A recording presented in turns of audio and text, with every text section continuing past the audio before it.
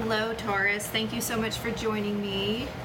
My name is Emily Gear. I am a transformative energy healer and a multi-dimensional channel. I am here with your weekly reading of channeled messages, and this is also an eclipse week. The total solar eclipse is taking place on July 2nd. So I thought we would do this week's messages based on what Taurus can expect for the eclipse coming up this week, okay? This reading is a general message. There will be an extended reading with the link in the description box below to a specific relationship reading. There will not be an energy healing this week, as I usually include that in the extended reading. We're just doing the relationship read this week in the extended, okay? Please note that you should check your sun, moon, rising, and Venus sign for a more complete reading, or especially if one of these does not resonate with you, that will help you get a more complete reading, okay? All right, so let me get to shuffling the cards for Taurus for this coming week to see how the eclipse energies will be affecting you. How would the eclipse energies affect Taurus?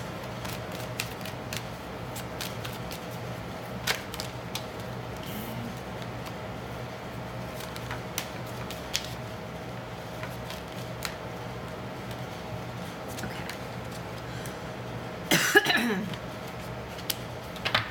All right, Taurus, we have the Strength card with the Ace of Pentacles, the Judgment card, and the Four of Pentacles. So my feeling is that you will be receiving a little bit of a karmic reset, and there will be a new beginning following the releasing of something that you've been holding on to really tightly. You've been wanting to... Actually, I'm feeling that this thing that you've been holding on to may have been controlling your life a little bit, instead of you taking control of it. So it might have been controlling you to an extent. And I think that you're releasing the things that are unnecessarily causing you to lose your sovereignty. Okay, so lose your sovereignty sounds really, really, really like drastic. But essentially, I think that you're identifying patterns in your life which are not serving you, that have been basically taking away your own free will because you're running on programs. That's what I'm trying to say. You've been running by default on certain programs, and you're kind of identifying those now and releasing them in order to sort of open up this new set of possibilities, this new doorway. It's like being born again, I'm hearing. Born again via releasing old paradigms, old programming. Some of these are legitimately addictions, like addictive behaviors. Many of you are addicted to like negative thought patterns,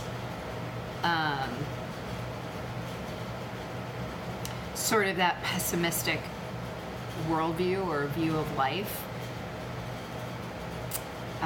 That could certainly be an addiction, but I am feeling like that a lot of that opening up for you after this eclipse because of the releasing of that. Now you have to make the choice. They're saying that you have to make the choice to release that. It's not just going to go away, okay? So it can be as easy or as hard as you want. You know, you can make the choice and then just say, okay, I'm going to do this differently now, which is something I spoke to my spiritual teacher, one of my spiritual teachers, about today. So I think it's interesting that it's coming up here. But yeah, here's the choice to move on. Okay, with the Eight of Cups showing up here. And this is a moving on emotionally in general. So it might be something that you're emotionally attached to. This might be about attachments to either people, things, places, ideas, something in your life that you feel very emotionally attached to. I'm hearing victimhood right now. So some of you may be attached to this idea that you are being victimized somehow by a certain group or a certain person, and that has actually even though you perceive yourself as being the victim, that has actually kept you stuck because it took you out of your sovereignty. It took you away from your own personal power by believing that. Okay, and so this is providing they're saying it's like providing a special like doorway for you to more easily release that. Okay, you can release it at any time, but it's time now, is sort of what they're saying. Like, here's sort of the shortcut, but you still have to make the choice, and you still have to be in the awareness and make the choice to do things differently going forward. Okay, what else is coming up for Taurus for Eclipse week, please, for this Eclipse week?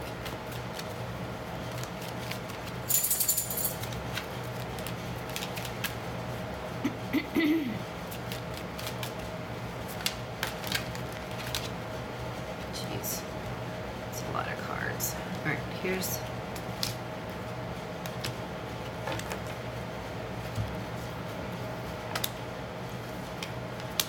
This is a lot of cards. All right. To be totally honest with you, this is very similar to what Aries got. And so you've got the Seven of Cups with the Five of Pentacles. You've got the Alchemist which is like the Magician, with Three of Pentacles. And then you've got the King of Swords with the High Priestess and the Hermit. And so what I'm feeling here is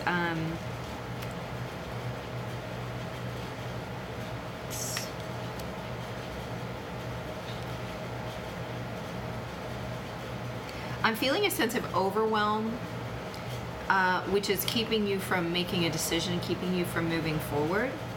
And that could be part of this sort of pessimism, this mental blockage, or this feeling of victimhood. Like you feel like you can never get a foothold forward because there's so many things demanding your attention that you have a hard time focusing in and completing one. Okay, so attached to that is this really intense feeling of frustration and like it really is a victimhood feeling. Like I feel like there's a feeling that you can just never get ahead in life and it's everybody else's fault. Like that's not to sound nobody wants to hear that about themselves, but there might be an element of that, and that's not to say that that's the entirety of what you feel. Okay, so just be very honest with yourself if there's an element of that in how you're feeling. And what this is saying then is like to take your control back, you might have to work cooperatively with people that you might either never have thought would be beneficial or thought possible or thought likely, but there might be an opportunity. So it could be that you're keeping yourself out in this victim mentality because you're not asking for help, you're not letting people help you, and so like it's actually empowering to delegate, to give up pieces of what you're doing to other people, or to ask them for help, so that together you can create a much bigger project, a much bigger make a bigger impact, cover more ground, whatever makes sense for you.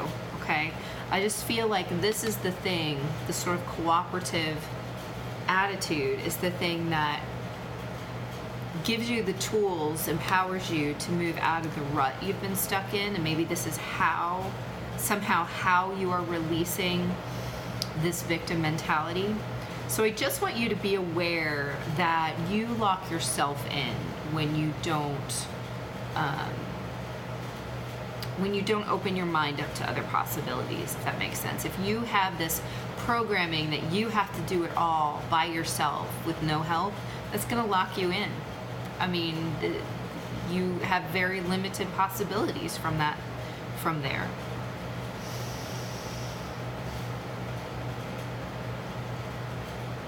The potential is all here.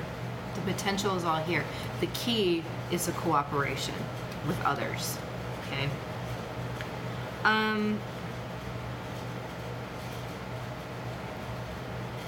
There's a certain truth that you've been ignoring. And I think you know it deep down. This is where I'm going with the King of Swords, with the High Priestess, and the Hermit.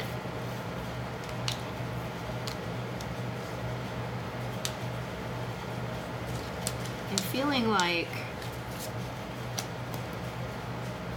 feeling like this is a truth that's just beneath the surface, but either it's inconvenient for you to take full recognition and full ownership of it, or it's really been hard. It may have been hard to grasp simply because it is beneath the surface. This is leading you.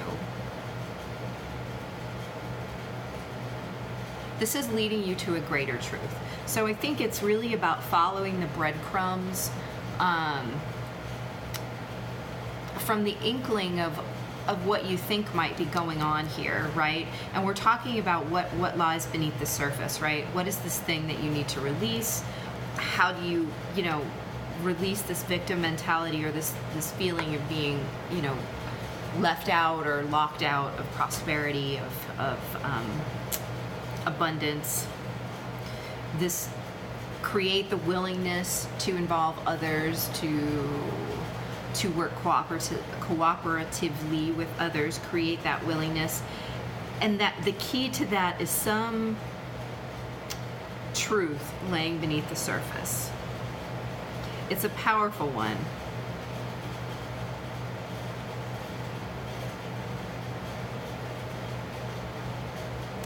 It's a very powerful one that lights the way. So maybe the key to that is, here's the next group of cards that came out. The Hierophant with the 9 of Pentacles and the Chariot.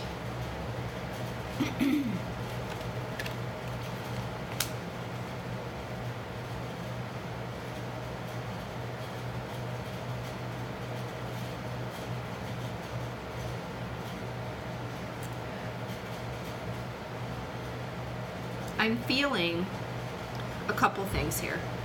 I'm feeling that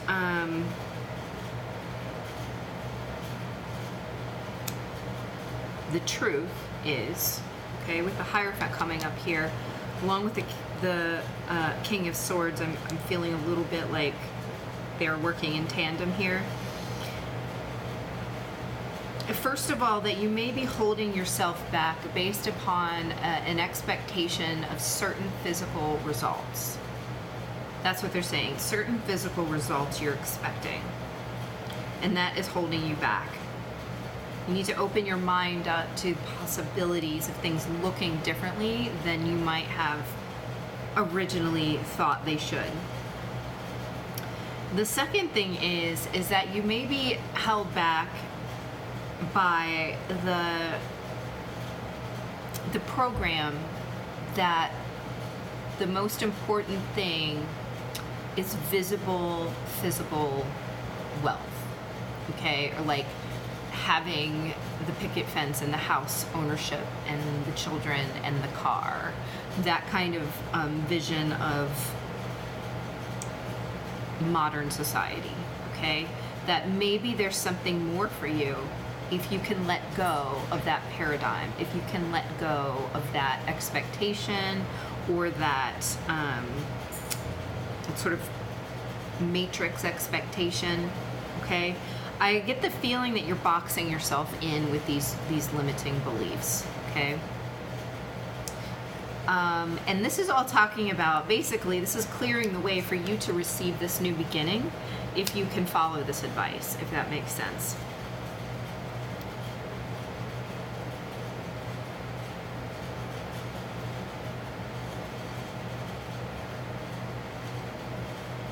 Something else is coming through, I'm sorry.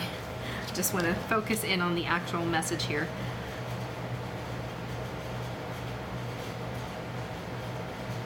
I just feel like you're really raring to go. Like there's just this doorway that's open and ready for you to get this moving. But you need to be willing to step out of the old paradigm. You also need to be willing to step out of your comfort zone, to release the idea that that you go alone, that you're a lone wolf, or that you don't trust anybody else to handle this or to do this, or that, you know, dealing with other people is a hassle, or dealing with others is, you know, you're always going to get stuck with the biggest chunk of the bill or the biggest chunk of the responsibility, right? So I do feel this sense that, you know, there's a requirement to kind of release that negative thought pattern about community and about involvement. I don't remember what the second house is. I'm wondering what, okay, anyway, I'm gonna stop revealing my ignorance here. I don't know what the second house is for, but I believe that, no, it's not the second house for you. It is going to be in your third house. This eclipse is taking place in your third house. So I'm not sure what that stands for, because I am really not much of an astrologer. I'm not an astrologer at all. I know just enough to be dangerous. So don't listen to me, but you could look that up. And if they match up, then this is definitely eclipse energy that we're reading out here. So I just feel like this need to really release this, this fierce independence to a degree. I mean, there's a positive aspect in that. But I think you have taken it to the extent of matrix programming, and you need to be able to swing back the other way to allow cooperation, allow community, allow delegation, okay? What's our time look like? Oh my gosh, we're already over time. All right, let me wrap this up for you with a Colette Baron Reed Animal Spirit card for Taurus. All right, too many came out. Let's try this again. For Taurus for the eclipse week, please.